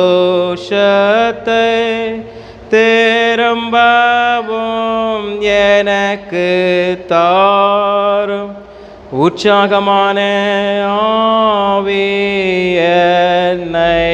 தாங்கும்படி செய்யும். ஜெபிப்போம். பரலோக தந்தையே, ஆசீர்வதிக்கப்பட்டதான் இந்த நல்ல வேளைக்காக நாங்கள் உம்மை நன்றியோடு துதிக்கிறோம், உம்மை ஸ்தோத்திரிக்கிறோம். கடவுளே, இந்த வேளையிலுமாய்க்கூட நாங்கள் உம்மை துதித்து பாட, உடைய ஜீவனுள்ள வசனங்களை நாங்கள் தியானிக்க, ஆண்டவரே, உடைய வசனத்திற்கு எங்கள் செவிகளை திறந்து கொடுக்கவும், வசனங்களை நாங்கள் ஏற்றுக்கொள்ளவும் நீர் எங்களை பக்குவப்படுத்தினீரே, பலப்படுத்தினீரே. இதற்காக ஸ்தோத்திரம். தகப்பனே, இதோ இந்த வேளையிலுமாய் கொடு ராஜா, ஆண்டவரே, இந்த வசனங்களை கேட்டு ஒவ்வொரு உள்ளங்களிலுமாய் தூயாவியானவர் நீர் கிரியை செய்வதற்காக உமக்கு நன்றி. நீர் கர்த்தாவே எல்லாவற்றையும் காண்கிற தேவனப்பா. ஒவ்வொரு உள்ளங்களும் உமை நோக்கி சுவாமி அழிவில்லாத ஜீவனுக்குள்ளாய் பிரவேசிக்க ஆவலாயிருக்கும் பொழுது நீர் சுவாமி இந்த உலகம் முழுவதுமாக உம்முடைய ராஜ்யத்தை ஆண்டவரை நிலைநாட்டுகிற பொழுது நாங்கள் பரலோக ராஜ்யத்தின் பிரஜைகளாக நித்திய வாழ்வுக்குள்ளாய் பிரவேசிப்போம் என்பதை நீர் எங்களுக்கு உறுதிப்படுத்தினீர். இதற்காக ஸ்தோத்திரம். இந்த வேளையிலுமாய் கொடு கர்த்தாவே, தேவரீர் உம்முடைய அன்பின் கரத்தை கொண்டு தொடர்ந்து ராஜா எங்களை ஆசீர்வதியும் பலப்படுத்தும். இதோ இந்த வேளையிலுமாய் கொடு ராஜா, உம்முடைய தெய்வீக கரத்தை கொண்டு நீராண்டவரே எல்லா நன்மையான ஈவுகளையும் சம்பூர்ணமான வரங்களையும் ஜோதிகளின் பிதாவாகிய கடவுள் நீர் தந்திருக்கிறீர். இதற்காக ஸ்தோத்திரம். இந்த நேரத்திலுமாக 3 திருச்சபைகளுக்காக, திருச்சபையின் விசுவாசிகள் குடும்பங்களுக்காக ஜெபிக்கிறோம். என் கடவுள் நீர் இம்மட்டுமாக அவர்களை பாதுகாத்தவர், பராமரித்தவர், ஆசீர்வதித்தவர், எல்லா தேவைகளையும் நன்மையான ஈவுகளையும் கொடுத்த கடவுள் நீர். அதற்காக ஸ்தோத்திரம். கடந்த வாரம் முழுவதுமாய் கண்ணின் மணிகளைப் போல பாதுகாத்தீரே. இந்த புதிய வாரத்தை காணச் செய்திருக்கிறீரே, இந்த வாரத்தை துவங்கி கொடுத்திருக்கிறீரே. இந்த வாரம் முழுவதுமாக நீர் எங்களோடு தங்கிரும். ஒவ்வொரு குடும்பத்தினருக்கும் ஏற்ற எல்லா ஆசீர்வாத நன்மைகளை தாரும். குறைவுகளை நீக்கி நிறைவான ஆசீர்வாதத்தால் நீர் நிரப்பும்படியாய் செபிக்கிறோம். ஆம் கடவுளே, திருத்துவ தமிழ் லுத்திரன் திருச்சபையின் விசுவாசிகள் குடும்பங்களுக்காய் செபிக்கிறோம். மூப்பர்மார்களுக்காக செபிக்கிறோம். தூய பவுல் லுத்திரன் திருச்சபையின் குடும்பங்களுக்காக, மூப்பர்மார்களுக்காக செபிக்கிறோம். நமது மீட்பர் லுத்திரன் திருச்சபையினுடைய குடும்பங்களுக்காக, மூப்பர்மார்களுக்காக செபிக்கிறோம். சுவாமி, கடவுளை மட்டுமாக நீர் சகல ஆசீர்வாத நன்மைகளை கொடுத்து எல்லா நன்மையான ஈவுகளையும் சம்பூர்ணமான வரங்களையும் ஜோதிகளின் பிதாவாக கடவுள் நீர் கட்டளையிட்டு வழிநடத்தினீரே, அதற்காக உமக்கு நன்றி நன்றி நன்றி ராஜா. இதோ இந்த வேளையில் கொடு சுவாமி. ஆண்டவரே, ஒவ்வொரு குடும்பத்தின் தலைவருக்காக, தலைவிக்காய் செபிக்கிறோம். குடும்பத்திற்கென்று எடுத்துக்கொள்ளக்கூடிய பிரயாசங்கள், முயற்சிகளை ஆசிர்வதியும். உம்முடைய திருசுத்தத்தின்படி அப்பா, உம்முடைய கிருபையின்படி, இரக்கத்தின்படி, தயவன்படி ஆண்டவரே நீர் மனமிறங்கி எல்லா நன்மையான ஈவுகளையும் சம்பூர்ணமான வரங்களையும் ஜோதிகளின் பிதாவாக கடவுள் தொடர்ந்து கொடுக்கும்படியாய் செபிக்கிறோம். விசேஷமாய் கொடு கர்த்தாவே, வாலிப பிள்ளைகளுக்காக செபிக்கிறோம். வாலிப பிள்ளைகளை கடவுள் நீர் ஆசீர்வதியும். வாலிப பிள்ளைகளுக்கு தேவைப்படக்கூடிய எல்லா ஆசீர்வாத நன்மைகளை தாரும். வாலிப நாட்களிலே சிருஷ்டிகரை நினைத்து வாழ, கடவுளின் ராஜ்யத்திற்குரிய பிள்ளைகளாய் வாழ்வதற்கு நீர் அருள் புரியும். நீர் இப்பொழுது கர்த்தாவே இந்த உலகத்தில் ஏற்படுத்தியிருக்கக்கூடிய கடவுளின் ராஜ்யத்திற்குள்ளாக நிலைத்திருக்க, விசுவாசத்தில் உறுதியாயிருக்க, ஆவிக்குரிய ஜீவியத்தில் கடவுளால் வழிநடத்தப்படுவதற்கு ஒப்புக் கொடுக்க உதவி செய்யும். சிறு பிள்ளைகளுக்காக ஜெபிக்கிறோம். ஒவ்வொரு குழந்தைகளையும் கடவுள் ஆசீர்வதியும். ஒவ்வொரு குழந்தைகளுக்கும் ஏற்ற நல்ல சுகம், பலன், ஜீவனை தந்து நீர் காத்துக்கொள்ளுங்கப்பா. அவருடைய தேவைகளை எல்லாம் நீர் சந்தியும். உம்முடைய கிருபையின்படி, இரக்கத்தின்படி, தயவன்படி ஆண்டவரே நீர் மனமிறங்கி வழி நடத்துவீராக. இதோ இந்த வேளையிலும் ஆய்கொடு ராஜா. ஆண்டவரே, ஒவ்வொரு சிறு பிள்ளைகளோடு அவரவர்களின் தூதர்கள் ஆண்டவரே துணை நிற்க நீர் அருள் புரிந்தருளும். மாத்திரம் என்று வயது முதிர்ந்த பெரியவர்களுக்காக ஜெபிக்கிறோம். வயது முதிர்ந்தவர்களை கர்த்தர் நீர் ஆசீர்வதித்து உம்முடைய திருசுத்தத்தின்படி நீர் காத்துக்கொள்ளுங்க. எல்லா தேவைகளையும் சந்தியும். ஆண்டவரே, சுகம்பலன் ஜீவனையும் நல்ல ஆரோக்கியத்தையுமாய் கொடுத்து நீர் வழி நடத்துவீராகப்பனே. இதோ இந்த நேரத்திலுமாய் கூட பலவீனமாக மருத்துவமனைகளிலும் வீடுகளிலுமாக சிகிச்சை பெற்று வருகிற மக்களுக்காக ஜெபிக்கிறோம். கடவுள் நீர் அவர்களை ஆசீர்வதியும். அவர்களுக்கேற்ற நல்ல ஆரோக்கியத்தையும் சுகத்தையும் பலத்தையும் நீர் கட்டளிடுவீராக. எல்லா தீங்குக்கும் எல்லா பலவீனங்களுக்கும் நீர் நீக்கியருளும் ராஜா. பலவீனமாக இருக்கக்கூடிய ஒவ்வொரு மீதும் ஆண்டவருடைய கரம் வைக்கப்படட்டும் சுவாமி. உச்சம் தலை முதல் உள்ளம் கால் வரை கல்வான சிந்தன இரத்தத்தினாலே கழுவி நீர் சுத்திகரிப்பீராக. எல்லா போராட்டங்களையும் எல்லா உபத்திரவங்கள் நோய்களை இயேசு கிறிஸ்துவின் நாமத்தில் நீர் நிர்மூலமாக்கி போடுங்க. இயேசுவே என்று கதறுகிற, அழுகின்ற ஆண்டவரே, கூக்குரல் இடுகிற, ஜெபிக்கிற ஒவ்வொருவரையும் கடவுள் தொடுங்கப்பா. யாராயிருந்தாலும் என் தேவன் ராஜா தொடுவீராக. ஆண்டவரே, என்னோடு இணைந்து ஜெபித்து கொண்டிருக்கிற அப்பா, எனக்கு சுகத்தை கொடுங்க, பலத்தை கொடுங்க என்று கதறுகிற அப்பா, என்னுடைய நோயின் உபத்திரவத்தை நீக்கி போடுங்க. என் பிள்ளைகளின் நோயின் உபத்திரவத்தை நீக்கி போடுங்க. என் தகப்பனின் நோயின் உபத்திரவத்தை நீக்கி போடுங்க. என் மனைவி, என்னுடைய கணவனின் உபத்திரவங்களை நீக்கி போடுங்க என்று சொல்லி அப்பா அழுது புலம்புகிற, ஜெபிக்கிற ஒவ்வொரு உள்ளத்தையும் என் தேவனீர் ஆற்றி தேற்றி பலப்படுத்தி அவர்களின் தேவைகளை சந்தித்து காத்துக்கொள்ளுங்கப்பா. இந்த வேளையிலுமாய் கொடு ராஜா. தெய்வீக கரமானதுப்பா அவர்களோடு இருக்கட்டும் சுவாமி. இது இந்த வேளையில் கூட ஆண்டவரே, எங்களுடைய இந்திய தேசத்திற்காக ஜெபிக்கிறோம். தேசத்தின் ஆண்டவர் அதிகாரிகளுக்காக ஜெபிக்கிறோம். ஒவ்வொரு அதிகாரிகளையும் கர்த்தர் ஆசீர்வதிங்க. அதிகாரிகளுக்கு ஏற்ற நல்ல ஞானத்தை கொடுங்க, ஆற்றலை கொடுங்க ஆண்டவரே, திறமையை கொடுங்கப்பா. இந்த தேசத்தை எப்படியாய் வழிநடத்த வேண்டும் என்கின்ற ஞானத்தை கொடுத்து ஞானமாய் தேசத்தை வழிநடத்த உதவி செய்தரணும் கர்த்தாவே. இன்னமும் கூட இந்த கொரோனா வைரஸ்னால் பாதிக்கப்பட்டிருக்கிற மக்களுக்காய் ஜெபிக்கிறோம். வீடுகளிலும் மருத்துவமனைகளிலுமாய் சிகிச்சை பெற்று வருகிற மக்களுக்காய் ஜெபிக்கிறோம் அப்பா. ஒவ்வொருவரையும் கர்த்தர் நீர் பலப்படுத்தி காத்துக்கொள்ளுங்க. ஒவ்வொருவருக்கும் ஏற்ற நல்ல ஆரோக்கியத்தை, சுகத்தையும் பலத்தையும் தந்தருளும் கர்த்தாவே. சுவாமி, இது ராஜா இந்த சிகிச்சை, இந்த ஆண்டவரை நோய்க்காக சிகிச்சை கொடுக்கிற மருத்துவர்களுக்காக, மருத்துவச்சிகளுக்காக, செவிலியர்களுக்காக, ஒவ்வொரு கர்த்தாவே மருத்துவ துறையில் பணியாற்றக்கூடிய ஒவ்வொருவருக்காக ஜெபிக்கிறோம். பாதுகாவலை கொடுங்கப்பா, அவர்களை நீர் பாதுகாத்து கொள்ளுங்க சுவாமி.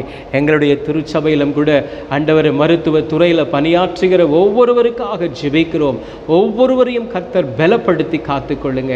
ஏற்ற எல்லா ஆரோக்கியத்தையும் சுகத்தையும் பலத்தையுமாய் நீர் அவர்களுக்கு தந்தரலும் சுவாமி. இந்த வேளையிலுமாய் கூட ராஜா ஆண்டவரே சுவாமி, எங்களுடைய நமது மீட்பர் லூத்தரன் திருச்சபையில் இருந்த முன்னாள் விசுவாசி தற்பொழுது கர்த்தாவே தங்கள் குடும்பம் சுவாமி தாயகம் திரும்பினதை நீர் அறிவீர்.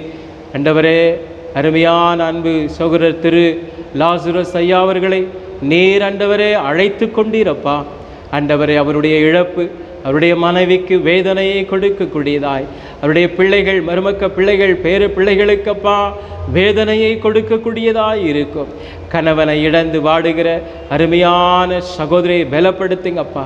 கணவனை இழந்து விட்டனே என்கின்ற கவலையோடு இருக்கக்கூடிய சகோதரியை பலப்படுத்துங்க ஆண்டவரே சுவாமி. தகப்பனை இழந்திருக்கக்கூடிய பிள்ளைகளையுமா நீர் பலப்படுத்தி காத்தருளும். உம்முடைய தெய்வீக கரம் அவர்களோடு இருப்பதாக, தெய்வீக பிரசன்னம் அவர்களோடு இருந்து காத்து கொள்ளும்படியாய் செபிக்கிறோம். இதோ இந்த வேளையிலுமாய்க்கூட ஒரு விசையாய் அடியேனையும் என் அன்பு மனைவி மீது கருத்தில் ஒப்புக் கொடுக்கிறோமப்பா. இம்மட்டுமா எங்களை பலப்படுத்தி வருகிறீரே ஸ்தோத்திரம். கொடுத்து வருகிற சுகம்பலன் ஜீவனுக்காய் ஸ்தோத்திரம். அற்புதமாய் வழிநடத்துகிறீரே ஸ்தோத்திரம். தொடர்ந்து அப்பனே நாங்கள் உமக்கு உண்மை உள்ள சாட்சி உள்ள ஒரு வாழ்வினை வாழ ஆண்டவரை கொடுத்திருக்கக்கூடிய ஊழியத்தை உண்மையும் உத்தமத்தோடு நாங்கள் செய்ய தூயாவியானவரை கொண்டு எங்களை பலப்படுத்தி இடைக்கட்டி ஆவியின் வரங்களால் நிரப்பி எங்களை வழிநடத்திடணும். தாழ்த்துகிறோம் சுவாமி, முது கரத்திற்குள்ளாக ஒப்பு கொடுக்கிறோம் ராஜா. இந்த வேளையிலுமாய்க்கூட நாங்கள் கேட்டவைகள் கேட்க மறந்த சகாலைக வர நன்மைகளை கிருபையாய் நீர் தந்து ஆசீர்வதித்து வழி நடத்த வேண்டும் என்று இயேசு கிறிஸ்துவின் இனிமையான நாமத்தில் தாழ்மையாய் செபிக்கிறோம். ஜபத்தை கேட்டருளும் அன்பு நிறைந்த தகப்பனே, ஆமென். பரமண்டலத்தில் இருக்கிற எங்கள் பிதாவே, உம்முடைய நாமம் பரிசுத்தப்படுவதாக, உம்முடைய ஆட்சியம் வருவதாக, உம்முடைய சித்தம் பரலோகத்தில் செய்யப்படுகிறது போல் பூமியிலும் செய்யப்படுவதாக. அன்றன்று வேண்டிய ஆகாரத்தை என்று எங்களுக்கு தாரும். எங்கள் கடனாளிகளுக்கு நாங்கள் மன்னிக்கிறது போல் எங்கள் கடன்களை எங்களுக்கு மன்னியும். எங்களை சோதனைக்கு பிரவேசிக்க பண்ணாமல் தீமையின் எங்களை ரட்சியும். ராஜ்யமும் வல்லமையும் மகிமையும் என்றென்றைக்கும் உம்முடையவைகளே சுவாமி. ஆமென். அன்பானவர்களே, நாம் அனைவரும் அமர்ந்திருந்து பாடல் புத்தகத்திலே 621 பாடலினை நாம் பாடுவோம். பாடல் எண் 621. நெஞ்சத்திலே தூய்மை உண்டோ இயேசு வருகிறார் என்கின்ற பாடலினை பாடுவோம்.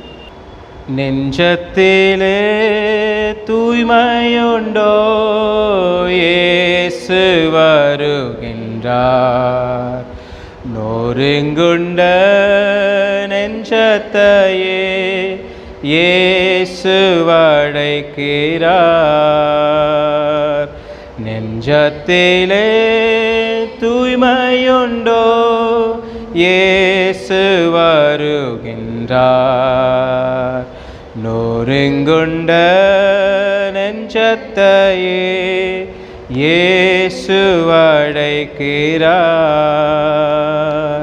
வருந்தி சுமக்கும் பாரும் உன்னை கொடிய இருளில் சேர்க்கும். வருந்தி சுமக்கும் பாரும் உன்னை கொடிய இருளில் சேர்க்கும். செய்த பாவம் இனி போதும், அவர் பாதம் வந்து சேரும். அவர் பாதம் வந்து சேரும். நெஞ்சத்திலே தூய்மையுண்டோ இயேசு வருகின்றார். நோருங்குண்ட நெஞ்சத்தையே இயேசு அழைக்கிறார். குருதி சேந்தம் நெஞ்சம் உன்னை கூர்ந்து நோக்கும் கண்கள், குருதி சேந்தம் நெஞ்சம் உன்னை கூர்ந்து நோக்கும் கண்கள், செய்த பாவம் இனி போதும் அங்கு பாரும் செந்நீர் வெள்ளம், அங்கு பாரும் செந்நீர் வெள்ளம்.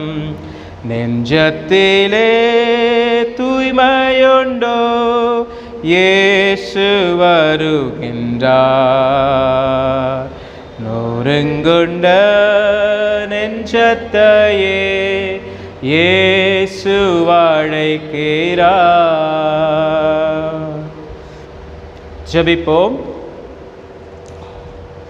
பரலோக தந்தையை, ஆசீர்வதிக்கப்பட்டதான இந்த நல்ல வேளைக்காக நாங்கள் உம்மை நன்றியோடு துதிக்கிறோம், உம்மை ஸ்தோத்திரிக்கிறோம். தந்தையே, இந்த வேளையிலுமாய் கூட சுவாமி, இந்த ஆராதனை துவக்கம் முதல் இறுதி மட்டுமாக உம்முடைய மெய் பிரசன்னம் எங்களோடு இருந்து எங்களை பாதுகாத்து பராமரித்து ஆசீர்வதித்து உற்சாகப்படுத்தி ஆண்டவரே உம்முடைய திருவசனங்களினால் எங்களை பலப்படுத்தினீர். இதற்காக உமக்கு நன்றி.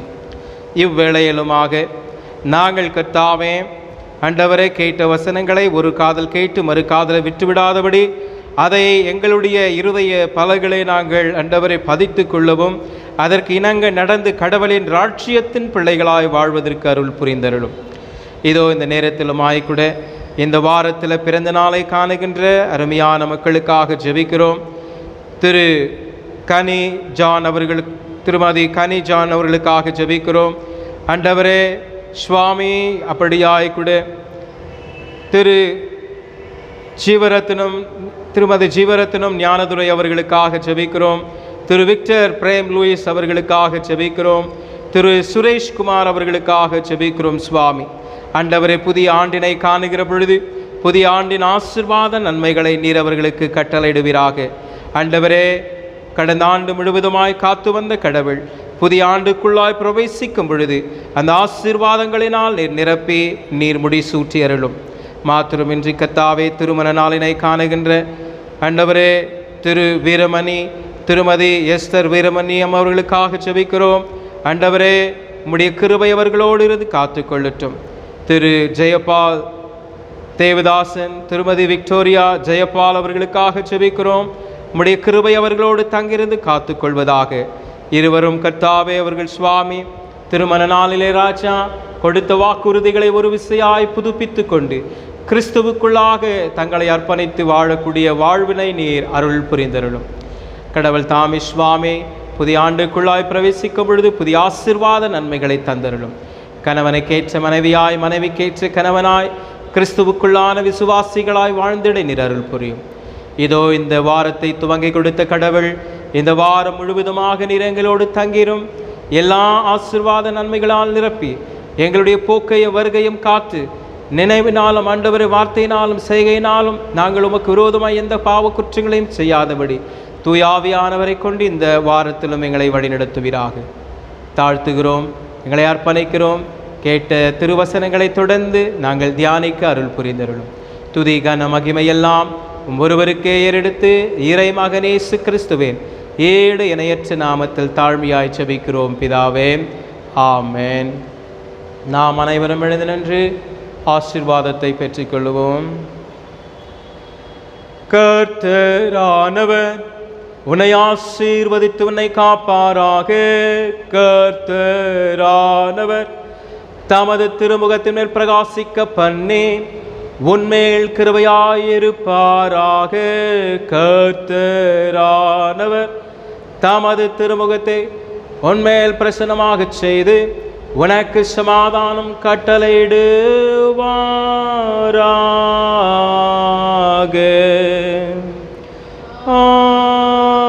ஆமென், ஆமென்,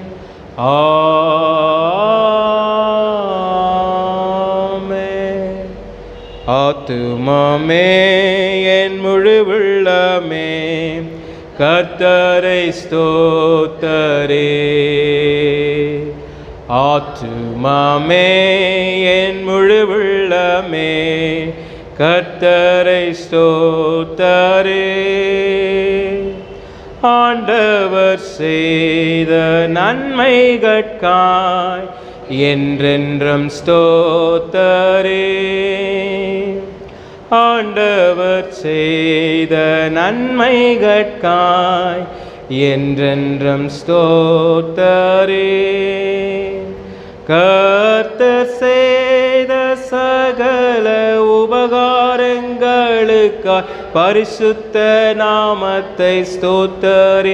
கர்த்தர் செய்த சகல உபகாரங்களுக்காய் பரிசுத்த நாமத்தை ஸ்தோத்தரே.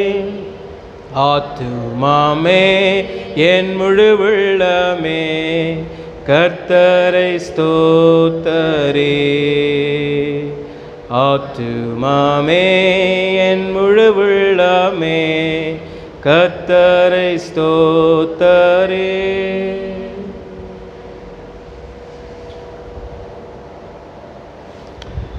அனைவருக்கும் ஸ்தோத்திரம். அன்பானவர்களே, இந்த வாரத்தில் பிறந்தநாள் மற்றும் திருமண நாளினை காணவர்களுக்காக 3 திருச்சபையின் சார்பாக வாழ்த்துக்களை தெரிவித்துக் கொள்கிறோம்.